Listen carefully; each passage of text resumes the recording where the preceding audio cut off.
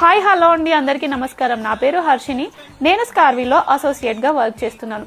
So ఈరోజు ఏంటి అంటే నేను నా పర్సనల్ ఎక్స్పీరియన్స్ని షేర్ చేసుకుందాము అనుకుంటున్నాను.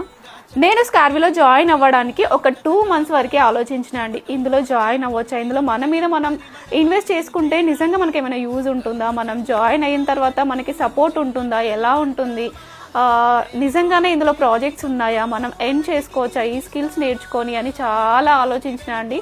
ఇంకా లాస్ట్కి ఒక 2 months తర్వాత అయితే జాయిన్ అయ్యా.